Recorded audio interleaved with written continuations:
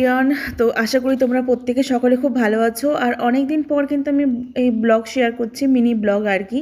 আর এখানে দেখো, এটা রবিবারের দিন ভিডিও ছিল, মানে গতকালকের ভিডিও। বোন এখানে আদা মানে ছাড়িয়েছে, আর কতটা খোসা পরিমাণে বেরিয়েছে, কারণ কি আদাগুলো অনেকটাই নষ্ট বেরিয়েছে। প্রায় 250 গ্রাম মতো আদা ছিল, সেটার মধ্যে প্রায় অল্প একটুই পেয়েছি। যাই হোক, রবিবার যেহেতু বাড়িতে স্পেশাল কিছু হবে, তো মাটন এনে দিয়েছে আমার ভাই। আর এখানে আমি আর আমার বোন মিলে আদা রসুন পেঁয়াজ ছাড়িয়ে নিচ্ছি। আর রবিবার মানে অনেকটা কাজকর্ম থাকে বাড়িতে, যেমন কাপড় কাচা, ঘর পরিষ্কার করে, রান্নাবান্না সমস্ত কিছু, যেহেতু মা নেই। তো দেখো, ভাগাভাগি করে 3 ভাই বোন মিলে করি আর কি। এখানে দেখো সমস্ত কিছু এদিকে ছাড়াতে ছাড়াতে বোনকে বললাম সকাল সকাল চা করে নে, কারণ 1 কাপ চা খেয়ে তারপরে বাকি কাজগুলো করব।